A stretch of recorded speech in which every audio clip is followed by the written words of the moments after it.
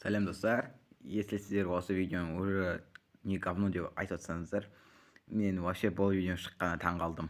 Неге дейсіздер ғой? Өйткені бұл 1 мамырдан бастап түсіріліп жатқан нәрсе. Өйткені мен осы өзімнің Redmi 11 телефонымда 1 мамырда алғанмын. Сол телефонды алған кезде, мен телефондағы картамда да мынау телефонға өткіземін, өйткені Samsung'тан Redmi'ге файлдар жіберілмейді. Файлдар дегенде қалай, телефон беті істемеген ғой, содан новый телефон алуға тура келді. Содан новыйдан карта жасайын дедім, ренжімей. Осы картада мен көптеген осы видео каналымда шығып жатқан постройкаларды істедім. Картаны таңдау, күшті карта шығу үшін мен не істеуім керек еді, осы видеода айтатын боламын. Және де өзімнің 5 ай бойы выживаниемді 17 минутқа сыйдыруға тырыстым. Және достар, 1.18 версияда шахталар өзгергеннен алмастау және железо тағы басқа да мелочь заттарды табу өте қиын болып кетті. Сосын мен осы картаны жасай салайын дедім. Бірақ та менде ночное яблоко болғаннан кейін осындай ачифон деп кете салайын дедім. Сосын мен сразу новыйдан карта аштым. Сосын осы жақта бірінші мен 1.15 версиядан осылай жүре бердім да, сосын осындай деревня тауып алдым. Содан кейін бұл деревня жоқ болып кетпеу үшін мен бүкіл чанктарды загрузить етіп шықтым да, сосын клон Майнкрафттан удалить салдым. Одан кейін 1.17 1.16 по идее жазып алғаным, 1.16 версиясында сосын қайтып көріп осы выживание енді мәңгілік болатын шығар деп жүрдім да, ары қарай ойнай бердім. Сосын осы сары кроватьті естеріңізде шығарып алмаңыздар, өйткені бұл кровать менде әлі бар. Содан кейін резко заттарды лутать етіп алайын дедім. Астына выживаниені оңайлату үшін мен судың астына шыққаннан кейін корабль немесе кішкентай маленький осындай данждарда сундук немесе тағы да драгоценный заттар болатынын білдім. Сосын біздікі компьютерде болмағандықтан шығып көріп судан сондай дискомфорт болды. Сосын ең бірінші қылатым менің өзімнің шыққан чанктымда болған екен. TikTok'та лайфхактарды қолданып осындай сундукта заттар таптым. Бірақ та железо нормально лут болды, өйткені бұл жақта вообще железо табу мүмкін емес. Оказывается, сосын мен өзіме ұнайтын версия 1.7.40 деп шештім, өйткені ол жақта адский обновление және де 10 шартты рудаларды өзгерткен. Добыча железоге болады, сосын тағы да нәрселерге. Бірақ та сол кездерде мен жазда ойлағам, бұл версия неғып істелген, все равно ештеңе қоспаған ғой деп ойлағам. Сосын өте көп алмаздар таптым. Қазіргі версиялармен бұрынғы версия салыстырсақ, бұрынғы версияда шамалы шахтерство өте оңай болған сияқты менің ойымша. Одан кейін шахтада өте көп қазым, өткені өзімнің выживаниемде егер де мен өліп қалып жатсам, алмаздар лишний не бывать деген сияқты ма, сондай өзімнің цитатаммен почти сол түнде телефонды алған кезде түнімен ойнап шыға салдым. Шахтадан бүкіл ценностарды алып алайын деп. Сосын обсидиан тауып алсам, резко атпен взаимодействовать ету үшін. Одан кейін сразу осы деревняның жақын жерден мен өзімді портал істеймін деп едім, өйткені мен всегда деревня қасында выживать етем. Білмеймін неге екенін, мен бүкіл выживание карталарымды ашқан кезде осы соңғы 4 карта өзімнің есімде қалған. Сол 4 картаның бүкілінде мен деревняны заместить еттім. Сосын сразу фортресс тауып алайын дедім, өйткені шетелдерден сразу алмазный заттарды алып алу үшін. Достар, сіздерге өте күшті или самый лучший лайфхак. Мынандай заттарыңыз аз және тамақтарыңыз аз болып жатса, қақпаңыз кетіп жатқан кезде мирно нормально қылып қосылып, сосын заттарыңызды өздеріңіз өлмей, заттарыңызды ала берсеңіздер болады. Сосын төбеге қарай, мен 11 высотадан қазғанмын ғой, алдымнан ештеңе шықпасын деп, еще незритель салайын дедім. Ол кезде 11 высотада ма біреу шығады деп айтқан, сол кезде по идее бір ютуберден ба көріп алғам. Сосын тұрдым да ары қарай қаза бердім, бірақ та незритель таппадым. Сол кезде еще чуть-чуть қалғанда мен лаваның үстіне түсіп, лава ведроның үстіне түсіп, сосын бүкіл заттарымды жоғалтып алатын едім. Бүкіл цен заттарымды, сундуктарымды бірінші сортировать етіп көрейін дедім. Бірақ та мен онда сортировканы уже екінші рет істегеннен кейін маған барлығы оңай болып көрінді. сосын өзімнің первый алмазный шмоткаларымды істедім да, одан кейін осындай ламаларды өлтіріп кожа істеген. Сосын заодно мен книга жазайын деп бастадым. Сосын сразу осы книганы қай күні жаза бастағанымды жазып қойдым. Если что, осы книганың скриншоттарын өзім телеграм каналыма саламын, если мен оны телеграм каналыма қайтып кіре алсам. Өйткені осы видео және де қалғанда сервердегі выживаниедегі видеолар түсіремін деп мен в общем телефонымның бүкіл памятін толтырып алғанмын. Сосын телеграм менде где-то гигабайт па или 200 мегабайт па жеп тұрды. Сосын телеграмды удалить ете салдым. Соның кесірінен в общем телеграмға қайтып кіре алмай жатырмын. Если телеграмға кіре алатын болсам, в общем книганың бүкіл беттерін скриншоттап сіздерге жіберетін боламын. Сосын достар, мен сол кезде в общем дерзкая идея болған, чтобы шелковое касаниемен золото тауып, сосын золотының арқасында в общем не істеп оны переплавить етіп, сосын жительдерді емдеймін. Сол кезде в общем мынау кімдерден пилиндерден тығыламын деп бір кішкентай в общем тесікке салғам. Сол тесіктерді тығылып отқан кезде в общем кішкентай қасымда лава болған. Содан өліп қалмайын деп ойлап отқан кезде байқамай өліп қалып, содан бүкіл заттарымды жоғалтып алдым. Бірақтан новый карта ашуға желание болмағандықтан сосын осы картада ары қарай ойнай бердім, чтоб мен все равно бір нәрсеге жетемін деп ойлап. Мен деревнядағы адамдарды в общем өздерінің үйлеріне қамап қойғам. Содан біреу осы жительді мен осы почти бір 5-ақ күн бұрын, осы қазіргі кезден қарағанда 5-ақ күн бұрын в общем байқамай случайно өлтіріп алдым. Оказывается, бұл вообще-то осы деревняның последний житель болғанын білмеппін. Егер достар сіздер білмесеңіздер, мен в общем өте көп және бұғысыз арасында житель емдедім. Өйткені жительдер основном байқамай молнияға тиіп өліп қалды. Ол неге айналып кетті, осы ведьма айналып кетті. Бірсе арбалетпен рейд кеп атқан кезде солар өлтіріп кетті. Байқамай полблоктың лодкаға отырған кезде байқамай итеріп жіберіп, сосын блоктың арасы қиналып тұрып өліп қалғаным болған. Задушно бір нәрсе деп ше. Мен жительдерді көп рет емдедім. Жительдерді енді мен егер де жительдерді басқа бір картада емдейтін болсам, точно жительдермен қалай обращать ету керекенін білетін боламын. Сосын осы жительдерді басында қамап қойдым, чтобы олармен торговать ету үшін. Сразу осы жительдерді қарап болғаннан кейін артына крепе келді, сосын жартылады. Бұл маған уже мотивация болды, бүкіл жақын жерлерді в общем осветить етіп шығуға. Сосын жительдерді ешкім өлтіріп салмау үшін мен осындай минимальный коробка істеп қойдым. Және де осындай эффективность 5 дейтін маған книга түсті. Бірақ та ондай книга керек емес болғандықтан, сосын оны все равно починкаға алмастыру үшін все равно өзгерте бердім. Және де осы кездерде мен оншалықты качество бір нәрсе дейтінді білмегем, ради себя түсіре бергем, чтоб бір нәрсе шығатын шығар деп.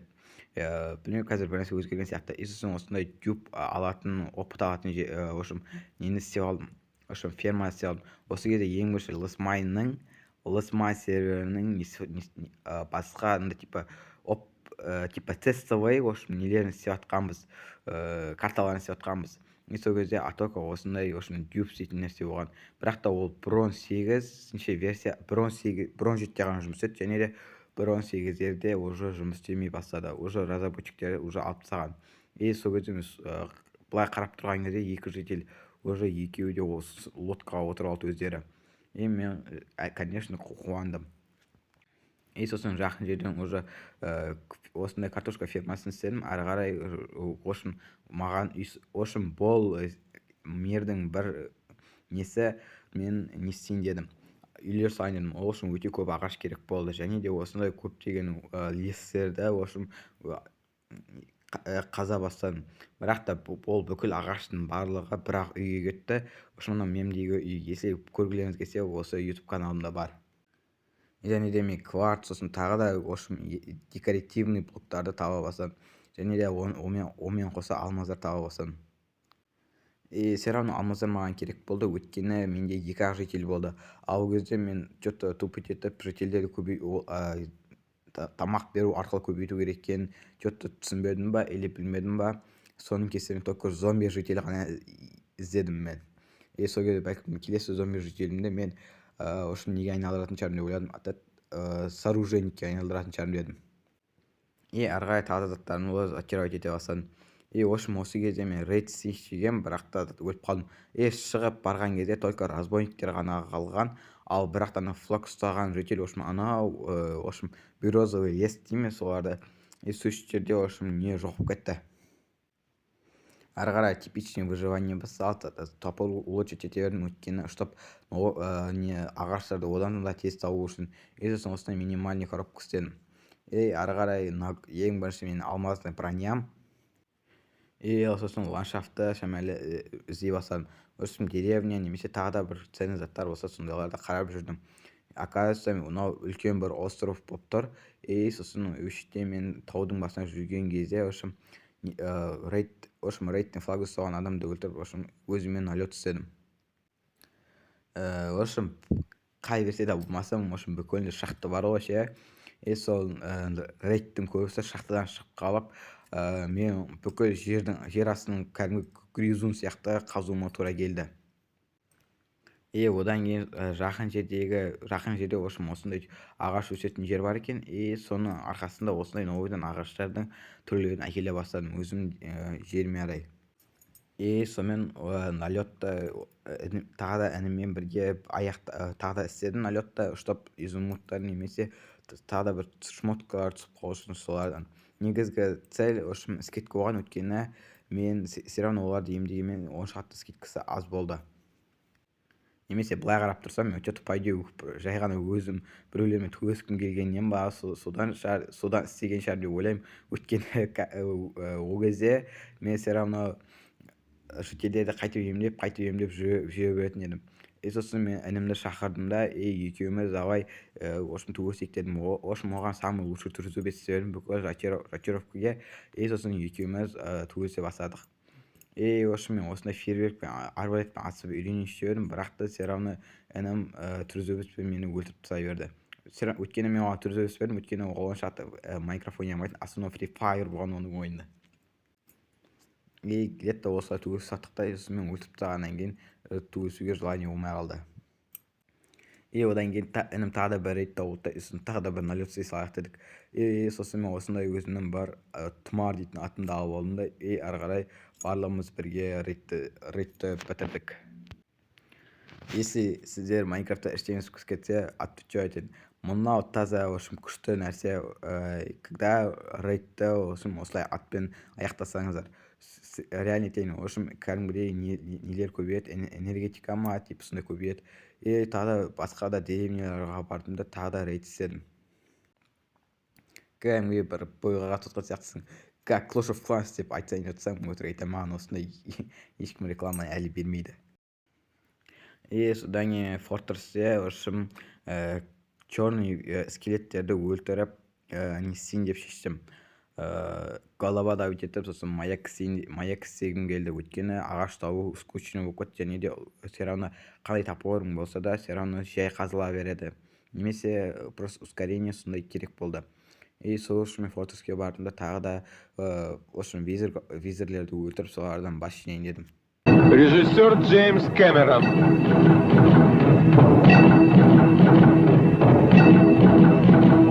Киборг-убийца. Мен осы кезден бастап, типа андай опытты жинайын деп бастадым. Сосын шахтада осындай көп уголь таптым да, ары қарай переплавить ететін заттарым сол картошка мен железо болды. Сосын джунглиге барып, мен попугай немесе тағы да какао дейтіндерді әкелейін дедім. Чтоб менде бүкіл заттар болсын деп. Осы жақта жүрген кезде пандалап, бірінші рет мен Майнкрафтта панда көрдім. Одан кейін осындай попугайларды үйретіп алдым. Өтейтім, осы ғана попугай. Если что, бұл менің ең алғашқы тапқан джунглиім. Ол басқа выживаниедегі типа просто эксперимент ретінде болған. Сосын тағы да бір попугайды үйретейінші едім, бірақ та ол аспанда ұшып все равно мен қолыма тиіп түсті.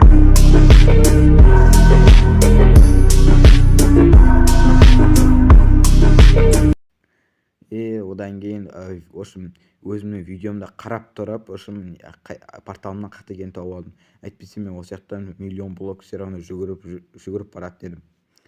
Сосын оказывается, попугайда атты апарға болмайды екен. Есіңізге сақтап алсаңыздар.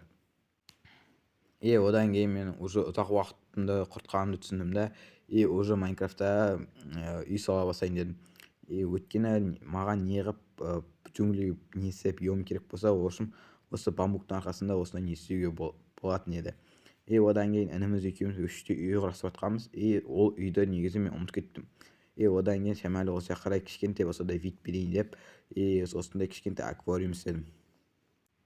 Одан кейін ең бір сәт мен аксолотлны үйреттім деп, оның оказывается тропический рыба жейтінін білмей қаппын. Мына суға шығарайын жатқанмын ғой, оказывается оны жеп қойды. Енді ол екеуін көбейтуге болмайды. Сонымен достар, енді выживаниемді полностью түсіретін боламын. Не істедім осы 5 айға дейін. Осындай ферма істейтін шығармын деп ойлағам. Бірақ та онда менің қолымнан келмейді екен. Или түспедім просто қалай істеу керек екенін. Ферма медов. Болды, істемейтін шығар деген ойдамын. Жоқ, бірақ та істейді екен. Осындай мед әкеледі, негізі просто АФК бостан-бос тұрмау үшін. Ұштап ағаштарды сатады, және де тағы да ферма ағашы және маякты өлтіріп тауып алдым. Наяқта бамбук және де основном тростник ағашы. Негізі осы жайлы мен АФК жайлы видео істейтін шығармын деп ойда болғанмын. Маякты спешкадан ускорениеға ускорысқа. Сосын ініме жасаған үйім. Оның масштабында өте үлкен үй сала салайын дедім. Содан осындай дизайнмен істейін дедім. Обычный домик қылып, типа старый домиктер сияқты. Бірақ та онда қолдан кетіп қалды. Жаңағы аквариум. Мынау менің бағанағы ең басында выживаниедегі жерім. Мен сыраны складты шағатты үлкейте салдым. Тым здание істемедім. Басында негізі складқа здание істей салу керек еді, чем заттарды салмай тұрып. Негізі басқада тағы 3 шетел тұрған, бірақ олар да барлығы рейдтен бір нәрседен өліп қалған. Негізі мен біреулер айтатын сен сохранить инвентарды қоспадың ғой бір нәрсе деп. Бірақ та мен сохранить инвентарды қосып, бәлкім рейдтен өліп қалған шығар деген ойдамын. Негізі бұрында Жәнібек горд істейтін шығармын деп ойлап еді. Тұмар дейтін атым осы жақта өліп қалған. Качеля салып отқан кезде бір видеоға арнап, сол кезде крипергетта қараңғы болған, сол кезде крипергетта жарып жіберді. Мен оны байқамадым. Осы үйді туториал бар ма десеңіздер, бұл үйге туториал жоқ. Өйткені неге десеңіздер, өте үй қиын және просто өзіме типа сынақ ретінде салғанмын. Осындай үлкен тегіс жер сияқты. Примерно плоский мир сияқты болып тұрған шығар деген ойдамын. Өйткені мен бұны өте почти выживанием бүкілінде только осымен ғана айналыстым. Осындай үлкен бір карта. Мен осы городтағы ең мощный үйді салмай тұрып істегім келген. Картаны аласыз, загрузитесіз, не оған көреміз. Осындай результат только тегіс болған. Тағы да мынандай 3 үй қосылған. Және де ең төменіне кеп қараған кезде таудың да үстінде бір кішкентай үй пайда болған. Мен барлығын только 1-2 деп қана түсірім. Мен видео салған карталарымның бүкілі жабылып жатыр. Let's Mine, осының алдындағы выживание карта, және де осы карта. Бұның барлығы неден екен түсіме. Самое главное, ультимайн сервер жабылып кетпесе болғаны. Давайте, пока.